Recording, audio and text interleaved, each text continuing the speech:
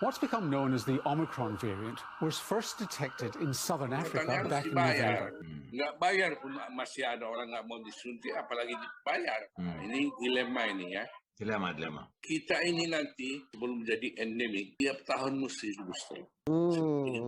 Tiap tahun. Saya udah 3 kali nih. Jadi tunggu bidik dulu, yang ketiga dapat baru masuk ulang lah yang keempat. Gitu. Tapi aku udah 3 kali. Bang, ada data yang mengatakan bahwa meningkat daya tahan tubuhnya setelah kita booster itu. Oh iya, begini. Itu ada orang yang punya duit dan itu ditiup-tiupkan oleh salah imunitasmu. Saya tahu kan. Itu duit itu. Tidak mungkin periksa. Tapi kawan-kawanku dokter lah misalnya. Habis disuntik, dia periksa. Ini suntik yang ketiga, Moderna. Wah, naik kan 1000 kali. Naik. Bukan satu orang yang bilang gitu. Aku nggak mau periksa. Sebab menurut WHO, tidak guna periksa. Kalau mau periksa semua, nggak ada duit. Anggaplah imunitas kita memang naik. Tapi tiap orang kan reaksinya macam-macam. Ada orang yang naiknya banyak, ada orang naiknya sedikit. Itu masing-masing kita lah. Apa yang terjadi di dalam tubuh kita. Misalnya Isari, kalau disuntik, naiknya X. Si Anu disuntik X tambah 5 gitu. Nggak sama semua. Aku nggak periksa kok. Cuma kulihat habis disuntik 2 hari ngilu, ini bekerja di vaksinnya. Pasti. Ya, apakah mungkin ya seseorang itu ya untuk di boosternya itu berbeda jenis vaksin yang diperolehnya di awal itu? Kemarin saya diskusi sebentar dengan orang yang mengerjakan ini ya. Sebenarnya aku bilang sama dia, yang saya tahu kalau dulu sudah Sinovac, nanti boosternya dengan Sinovac juga. Tapi boleh aja pakai vaksin lain kan. Tapi kalau orang ini mau keluar negeri, ke Eropa atau ke Amerika, dia harus di booster dengan Pfizer atau dengan Moderna. Nggak bisa Sinovac. Kita di dalam negeri, menurut saya ini cukup Sinovac saya. Dan itu nggak demam. Dan itu membuatnya persis membuat vaksin yang seharusnya, yaitu kumannya dibunuh, dimatikan, dilemahkan, dijadikan vaksin disuntik ke kita. Kalau yang lain itu diambil RNA-nya. Aku tertarik dengan kata-kata dari Dr. Santoso tadi, bahwa kalau untuk Sinovac itu kan tidak akan membawa dampak yang lebih apa ya, antara lain demam ya. Sedangkan kalau Moderna atau apa, itu mungkin ada yang demam. Andai kata kalau tidak demam, itu apa artinya? Oh, kalau suntik Moderna. Moderna atau Pfizer. Kan orang mengatakan bahwa itu akan nanti bawa demam atau apa. Lantas kalau tidak demam, macam contoh aku lah ini, tak demam pula kan begitu ya. Cuman pegal aja lah gitu di sehari, 1 malam itu. Itu apa artinya itu dokter? Abang udah booster? Booster belum. Oh, tapi kan waktu vaksinasi itu kan Moderna kan 1-2. Jadi begini, kalau kita booster, itu kan berarti untuk menaikkan imunitas kembali. Setiap vaksinasi lama-lama akan turun. Ini Pfizer, jangan silap ya. Pfizer itu setelah suntikan kedua, 3 bulan kemudian dia turun. Jadi booster. Begitu juga Sinovac ini. 4 bulan turun ya. Jadi di booster itu, di istilah zaman dulu lah booster. Masalahnya, kalau demam atau tidak demam, itu reaksi tubuh masing-masing. Mungkin kalau demam, itu perlawanan tubuh lebih besar dari yang orang lain. Ya. Demam dia sampai 2 hari nggak bisa ngapa-ngapain. Kalau aku ngilu aja, cukup makan Panadol 2-3 kali hilang. Ada yang sampai demam. Terpaksa, makan Panadol, makan ini. Susah dia. Itu reaksi tubuhnya. Kalau mau, diperiksa. Berapa kadar immunity orang yang tak demam, berapa kadar immunity orang yang demam. Tapi tak ada duit. Memang mahal bang, katanya nggak sampai 200-300 ribu. Itu mahal lah, Riz. Untuk kita sih tak mahal. Iya. Itu relatif bang, bagi aku, untuk satu kepastian dan kemudian ketenangan hati, kita kan perlu tahu tingkat kita punya. Oh boleh. Jadi boleh dibilang angka itu bisa nothing artinya. Kalau memang untuk kita yakin saya sama diri kita. Ya kalau saya nggak periksa, saya ikut WHO aja. WHO tidak menganjurkan periksa. Tapi Ya, kalau mau gini, silakan. dokter, kalau kan tadi kan bilang kan masalah demam atau tak demam nih. Dari pengamatan aku lah ya, artinya dari aku lihat-lihat kawan-kawan apa. Ternyata orang yang pernah terkena atau terpapar COVID itu rata-rata waktu dia vaksin itu nggak demam, dia nggak ada pengaruh. Lebih apa ya?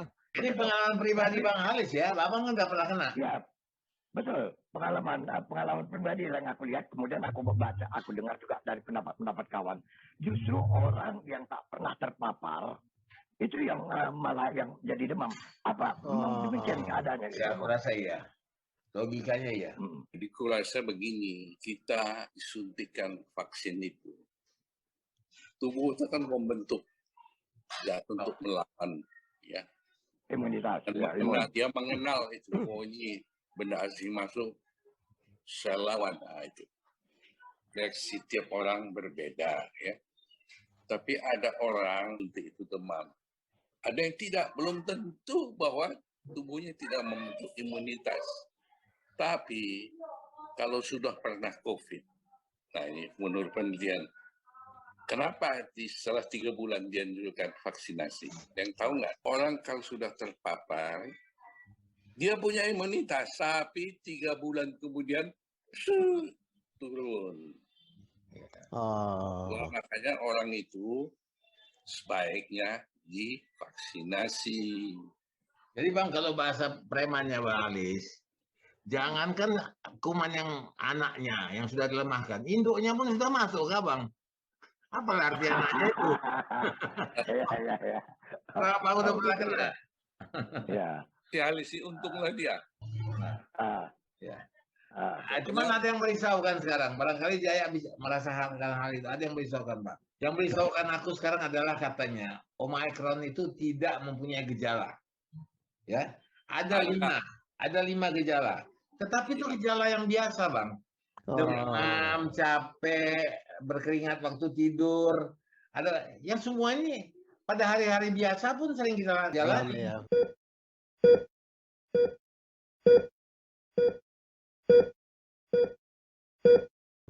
Jadi bagaimana membedakan yang biasa kita jalani dengan mengatakan bahwa ini ada Omicron?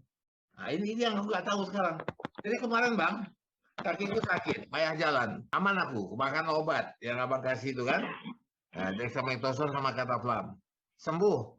Tapi habis itu demam aku. Pikiranku mengatakan demam ini karena yang kemarin. Mungkin ada inflamasi. Tetapi bisa juga. Itu satu petunjuk bahwa ini ada gangguan dari Omicron. Nah, jadi bingung juga awak kan. Makan juga lah obat anti demam itu. Panadol yang biru. Jadi dan kawan-kawan di sini memang ini susah. Dokter itu pun susah. Nah. Selalu itu berdasarkan namanya kecurigaan. Dugaan ya.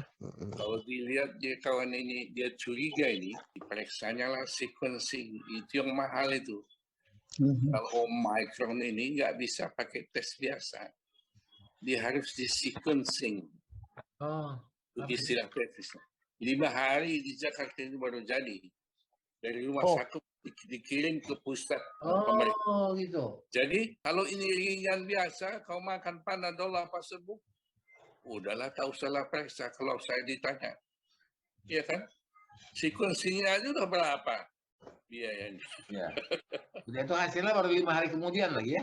5 hari. Inilah ini yang pesohor yang dari anu kan diperiksa sequencing 5 hari kemudian positif. Berangkat dari sana belum kan? Sampai sini positif itu yang ada komorbid itu. Jadi kecurigaan. Jadi aku misalnya kau ngadu begitu kan, misalnya, nggak apa-apanya itu. Tapi aku lihat kau ini ada komorbid nggak? Ya. Saya curiga, itulah kecurigaan itu yang membuat. Tapi untungnya ini ringan kan, ini kan kalau COVID itu kan 3 tahap. Ringan, sedang, berat. Ya ini yang lama ini ya, sekarang masih berat. Kalau ringan itu dirubah aja, nggak apa-apa. Makanya juga Panadol ini kan. Tapi kalau sedang ada 2 kemungkinan, ada sedangnya masuk rumah sakit, ada sedang di rumah. Tapi kalau berat itu pasti harus di rumah sakit. 3 dari 10 yang kena COVID, 3 dari 10 itu yang sampai ke rumah sakit tidak sampai 3. mungkin kurang dari itu 2 atau 1 dari 10. Itu yang bisa mati.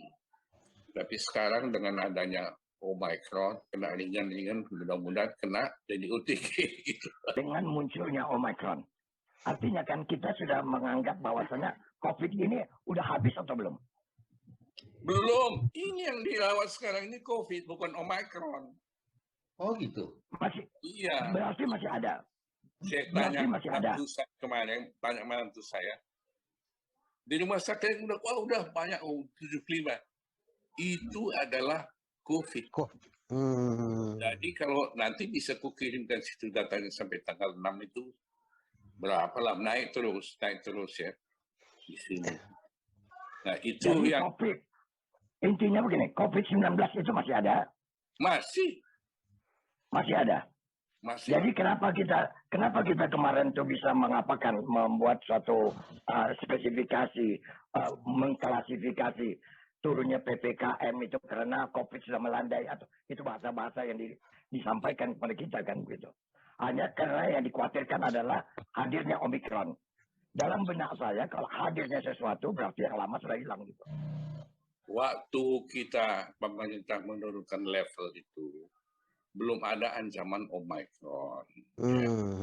Dan itu selain yang di rumah sakit, dilihat angka rumah sakit terus menurun. Ya. Memang diperiksa yang namanya specificity rate test. Ya. Secara acak nih, nggak mungkin semua. Turun sampai di bawah level yang ditetapkan WHO. Udah, bebaskan. Gitu kan. Zona hijau ya. Zona hijau. Entah Medan sekarang zona. Apa namanya, Pak Dr. Santoso? Kita ini seperti melihat fenomena ketidakpastian. Dan itu kan berada dalam lingkup mindset manusia menghadapi ketidakpastian. COVID belum berlalu, Omicron sudah pada datang pula. Lalu kemudian ada berbagai kemungkinan, belum lagi tidak mustahil terjadi mutasi, muncul pula varian baru lagi, entah apa lagi namanya. Jadi situasi ini kan mengganggu mindset manusia. Karena akan memasuki alam ketidakpastian. Ketidakpastian itu justru saya kira virus tersendiri lagi. Jadi bagaimana ini supaya tidak panik di benak, kalau orang Medan bilang mati ketakutan aja, Pak. Iya, karena ada ketidakpastian itu.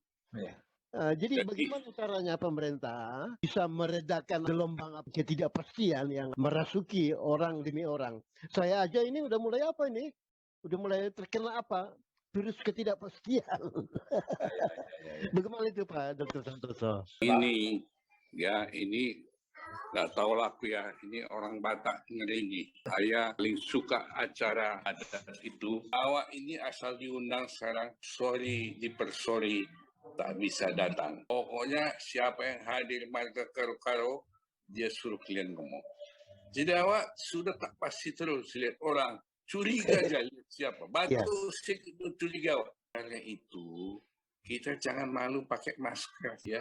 Kalau kemana-mana aku sekarang pakai masker yang lapis 2, lapis 3, tapi ada cadangan. Kemudian ada alat pencuci tangan yang botol kecil. Ya. Nggak ada air, pakai itu. Jadi lebih pasti kita jadinya.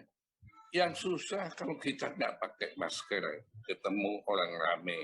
Family, ini family nggak kayak saya. Mau foto buka masker, buka masker. Selfie ya. Pulang di sana udah jadi OTG.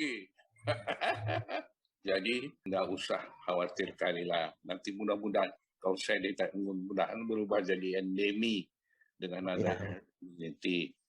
Jadi kita bisa jumpa-jumpa lagi. Walaupun pulang ke Medan, ini tak berani pulang ke Medan. Ya betul. Banyak yang sudah berani pulang ke Medan. Ada yang ke Bali kan.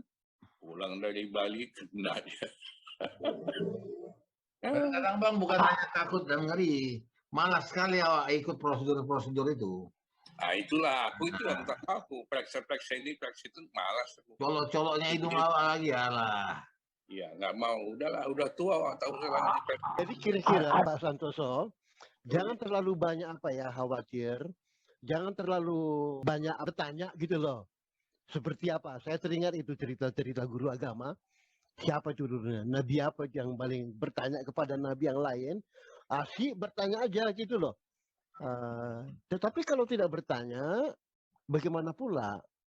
Apakah cukup kepastian itu adalah dengan memakai masker setiap waktu, kemudian mencuci tangan.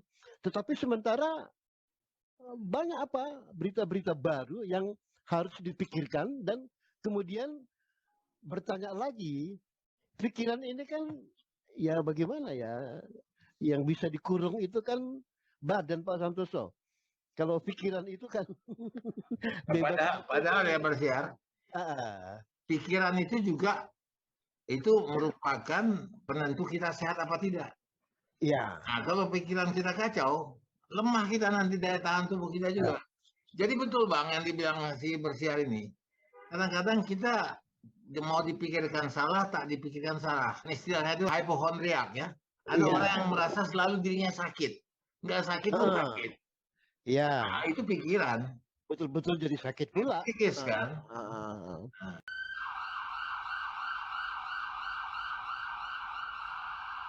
What's become known as the Omicron variant was first detected in southern Africa back in November.